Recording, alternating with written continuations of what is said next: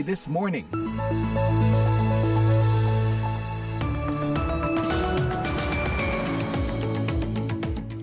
Hello there, selamat pagi semua dimanapun Anda berada.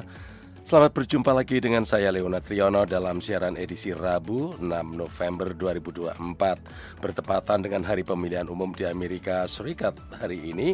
Masih hari Selasa ya di Amerika, 5 November waktu Amerika tentunya. VOA This Morning akan menyampaikan berbagai laporan seputar hari penting ini ketika warga Amerika berduyun-duyun menuju ke TPS untuk memberikan suara dalam pemilihan presiden seluruh anggota DPR yang berjumlah 435 untuk masa jabatan 2 tahun dan sepertiga atau 34 dari 100 anggota Senat untuk masa jabatan 6 tahun. Di samping juga tentu saja berbagai pemilihan lokal lainnya. Bersama saya kali ini produser Bani Rahayu dan teknisi kami Zainab Abdul Rahman. Berbagai laporan terkini dan informasi menarik telah kami siapkan untuk Anda, diantaranya puluhan juta pemilih berbondong-bondong datang ke tempat pemungutan suara. No, I feel very confident. I have felt, we went in with a very big lead today. Howard University menjadi kubu atau markas pemenangan tim Kamala Harris, tim Walsh. I'm going to watch it streaming online. I don't know where yet, but I'm just going to be trying to stay calm. Anda juga bisa menyimak siaran ini melalui streaming langsung atau tunda di website kami www.voaindonesia.com atau melalui podcast VOA This Morning. Kini kita segera awali dengan berita dunia pagi ini.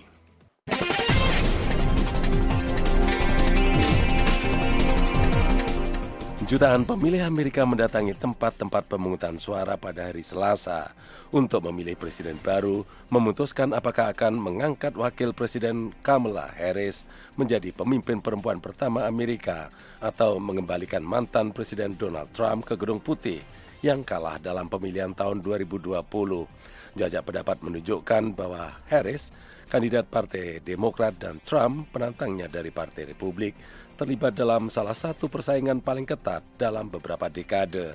Pemenang pemilihan presiden ini akan mulai masa jabatan presiden selama 4 tahun pada bulan Januari.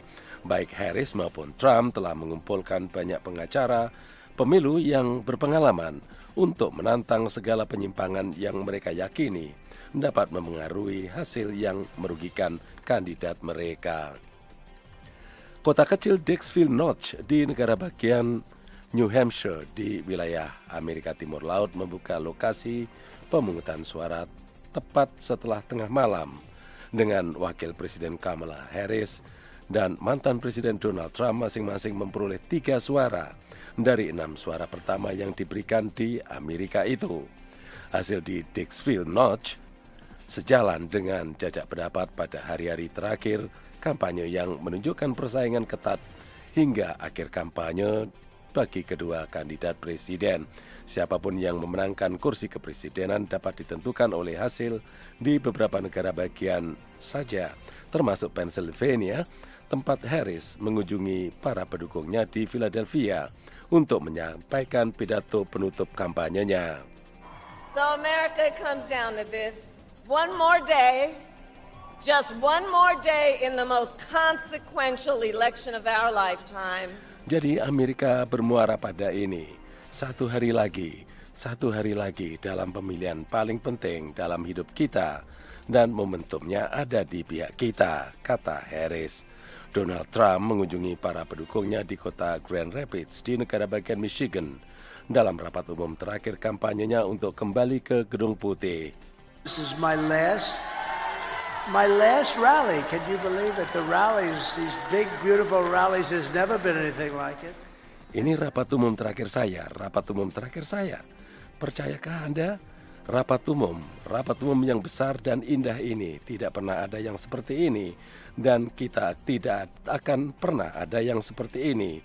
Dan itu terjadi begitu saja. Itu menjadi tren, kata Trump.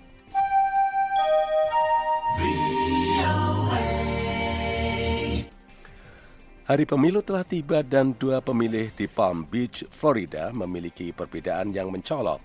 dalam alasan mereka memberikan suara dalam salah satu pemilihan presiden paling bersejarah di Amerika.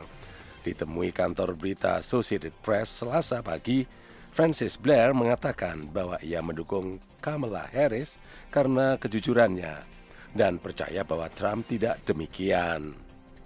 I voted for Kamala Harris because she's honest, because Trump is a crook. I voted for her because Saya memilih Kamala Harris karena ia jujur, karena Trump adalah seorang penjahat. Saya memilihnya karena saya suka. Saya mendukung seorang wanita, saya mendukung perubahan dan saya percaya ia adalah perubahan selain fakta bahwa orang-orang mengira bahwa itu berarti Biden lagi. Lalu ada Marilyn Volotika yang mendukung Donald Trump karena ia merasa Trump mengutamakan Amerika. So technically the most important issue for me was on my country. The country that I'm living in is not the country I was born into. Masalah terpenting bagi saya adalah negara saya. Negara tempat saya tinggal sekarang tidak lagi seperti negara tempat saya dilahirkan. Jadi saya memilih Amerika dan satu-satunya yang mengutamakan Amerika adalah Donald Trump. Itulah yang saya pilih, kata Marilyn Volotika.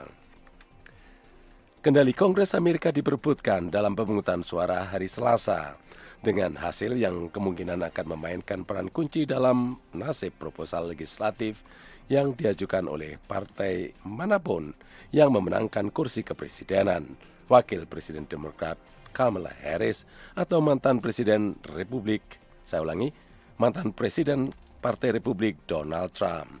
Demikian berita dunia pagi ini.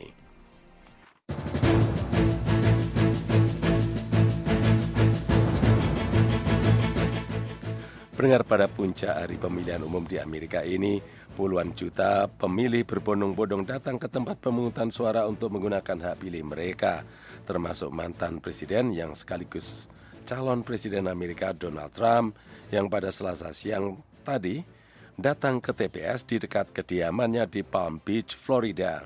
Kita temui langsung wartawan VOA Rifan Dwiastono yang ada di sana. Pendengar, saat ini saya berada di sekitar gedung Palm Beach County Convention Center. Ini adalah markas pemenangan Donald Trump pada malam pemilu hari ini. Di sekitar saya, pagar kawat sudah terpasang mengelilingi kawasan ini. Begitu juga di sepanjang trotoar dan median jalan sebagai bentuk pengamanan.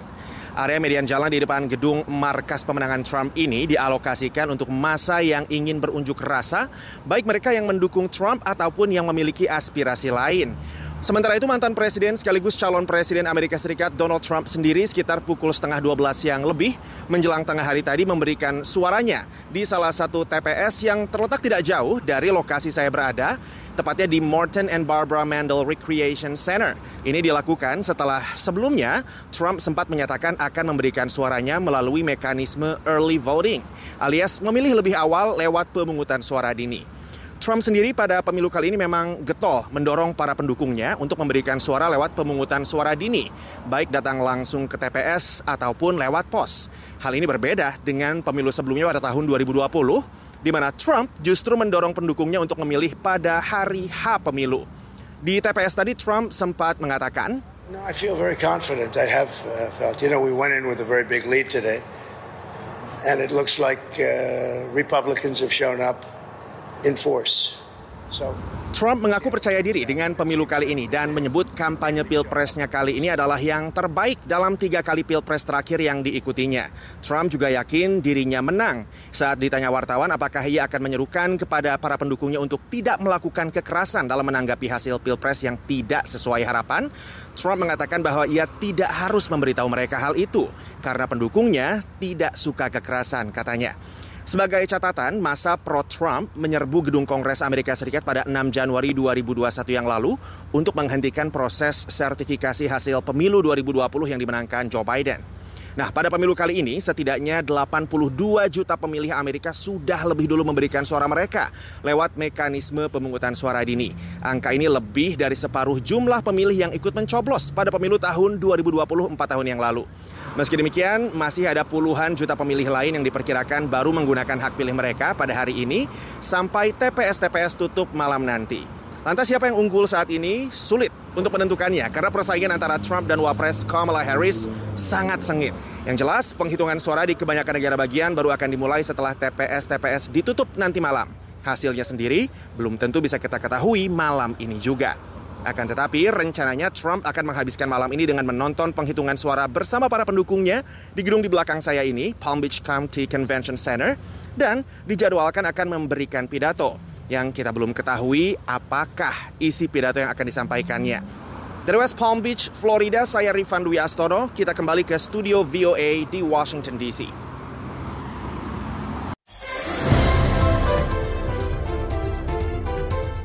Pendengar, Howard University menjadi kubu atau markas pemenangan tim Kamala Harris, tim Walz, pasangan capres dan cawapres dari Partai Demokrat yang bertarung untuk menjabat di Gedung Putih. Kita temui wartawan VOA Taris Irsiman yang meliput di sana, tetapi sebelumnya ia akan melaporkan terlebih dahulu situasi di beberapa TPS yang diliputnya sejak pagi. Silakan Taris. Pendengar, tanpa melewatkan waktu, jutaan warga mendatangi tempat-tempat pemungutan suara di seluruh pelosok Amerika begitu dibuka pukul 6 pagi waktu setempat. Tadi saya ikut memantau salah satu TPS di Arlington Central Library, tidak jauh dari pusat kota Washington DC. Awalnya tidak terlalu banyak warga yang datang, tetapi ketika matahari mulai bersinar terang dan udara mulai hangat, antrian pun mulai terlihat. Berbeda dengan di Indonesia, di saat-saat terakhir menjelang memasuki TPS, masih ada tim Partai Demokrat dan tim Partai Republik yang mencoba merayu pemilih dengan memberikan selebaran. Meskipun ketika pemilih memasuki ruang TPS, mereka sudah harus meninggalkan seluruh selebaran itu, termasuk atribut-atribut yang terkait kedua capres, baik dalam bentuk topi, t-shirt, jaket, atau sekedar stiker, gambar tempel, dan souvenir lainnya. Pendengar, ada pemilih yang harus menunjukkan kartu identitas tapi ada pula yang tidak, tergantung aturan negara bagian di mana TPS tersebut berada. Setelah itu, pemilih mendapatkan selembar surat suara dan menuju ke sebuah meja untuk menentukan pilihan mereka. Selain pilihan capres dan cawapres serta calon anggota Senat mendatang dari negara bagian di mana para pemilih berasal, mereka juga diminta memberikan suara untuk aturan-aturan khusus yang akan diberlakukan di negara bagian tersebut. Warga diminta bersuara, setuju atau tidak, dengan rencana pemberlakuan suatu aturan dan kebijakan baru atau pengalokasian anggaran untuk satu proyek tertentu. Kemudian pemilih diminta memasukkan surat suara ke mesin penghitung yang secara otomatis akan mendata pilihan yang dipilih. Pemilih juga dapat menggunakan voting machine yang berarti tidak perlu menggunakan surat suara. Mereka yang baru pertama kali memberikan suara seperti mereka yang baru berusia 18 tahun atau warga Amerika yang baru menjalani proses naturalisasi akan mendapat tepuk tangan meriah dari para petugas TPS yang mengetahuinya. Pendengar, seluruh TPS di Amerika Serikat rata-rata ditutup sekitar pukul 8 malam, meski ada juga yang ditutup hingga pukul 11 malam. Setelah memantau beberapa TPS, saya menuju ke Howard University di Washington, D.C. yang menjadi lokasi Kamala Harris dan pasangannya Tim Walz melihat jalannya penghitungan suara bersama para pendukungnya. Kamala memilih kampus alma maternya ini dan tidak memantau dari home base-nya di California karena merasa berhutang budi pada kampus yang menurutnya telah ikut membentuk jati dirinya sejak awal. Demi alasan keamanan, tidak semua orang diizinkan masuk ke Howard University, sementara mereka yang diizinkan masuk pun memiliki akses terbatas. Kami berhasil mewawancarai sebagian pendukung yang datang ke TPS, tetapi memilih menonton proses penghitungan suara di tempat lain, seperti Elizabeth Proctor. I'm gonna watch it streaming online. I don't know where yet, but just gonna be trying to stay calm. That's the plan, try to stay calm. Pendengar, ada pula Brooklyn Bullock, salah seorang warga yang merasa antusias dengan dipilihnya area kampus ini sebagai lokasi utama Harris dan Walz. I feel confident, but also nervous, just because we're in DC and because of the school that we go to and the popularity of it, the significance of being at an HBCU. Saat saya menyampaikan laporan ini, situasi keamanan di sekitar Howard University, pendengar, telah diperketat. Jalan di depan pintu masuk dan beberapa ruas jalan dalam radius 1 km telah ditutup oleh aparat keamanan. Tidak ada kendaraan yang diperbolehkan masuk, meskipun masyarakat masih tetap bisa datang berjalan kaki. Pendengar, saya Taris Sirsiman melaporkan dari depan Howard University. Kita kembali ke Leonard Triono di studio VOA. Terima kasih, Taris. Penilaian terbaru dari badan yang bertanggung jawab atas keamanan pemilu Amerika mengungkapkan negara-negara yang bertujuan untuk mengganggu pemilu Amerika pada hari Selasa terpaksa bergantung pada video palsu dan disinformasi lainnya karena mereka tidak mampu menembus sistem yang dapat mengubah perhitungan suara sebenarnya. Koresponden Keamanan Nasional VOA Jeff Seldin melaporkan dari Pentagon dan selengkapnya disampaikan oleh Arif Budiman. Senin malam menjelang hari pemilu, diperkirakan 77 juta orang Amerika telah memberikan suara mereka dalam pemilihan Presiden Amerika Serikat. Direktur Badan Keamanan Cyber dan Infrastruktur Amerika Serikat atau CISA, Jen Easterly, mengatakan situasinya sejauh ini aman. I can say with great confidence that saya bisa katakan dengan penuh keyakinan bahwa saya tidak percaya adanya peretasan teknis pada pemilu kita. Lebih jauh ia mengatakan, komunitas penyelenggara pemilu kali ini lebih siap untuk menyelenggarakan pemilu yang aman, terjamin, bebas, dan adil. Sejauh ini memang ada sejumlah gangguan, termasuk upaya untuk menghalangi akses ke situs-situs web dan bahkan beberapa serangan terhadap kotak penyerahan surat suara atau drop box.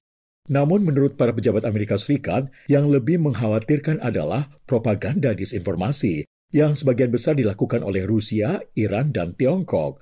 Penasihat senior CISA, Kate Conley, mengatakan, Our foreign adversaries will remain intense on trying to dengan satu atau lain cara, musuh-musuh asing kita akan tetap berusaha melemahkan demokrasi Amerika. Para pejabat Amerika Serikat memperkirakan upaya-upaya tersebut yang sebagian mungkin ditujukan untuk menghasut kekerasan akan meningkat setelah TPS-TPS ditutup.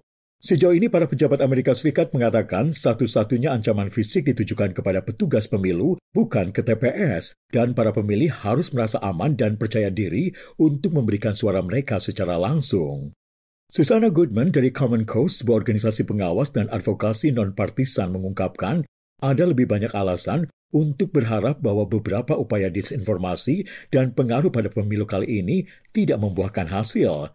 Para pemilih, katanya, pada umumnya berhasil menghindari misinformasi dan disinformasi.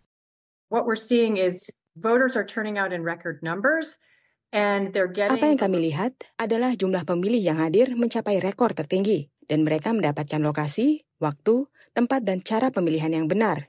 Mereka mendapatkannya dari petugas pemilu. Sementara itu, kelompok-kelompok yang mewakili para petugas pemilu negara bagian juga mendesak para pemilih untuk tidak panik dengan mengingatkan mereka bahwa dalam pemilu apapun ada saja hal-hal kecil yang tidak diinginkan terjadi, seperti mati listrik atau petugas TPS yang tidak sengaja datang terlambat. Mereka mengatakan beberapa kemungkinan sudah diantisipasi dan warga Amerika bisa merasa yakin bahwa suara mereka diperhitungkan. Arif Budiman, VOA Washington.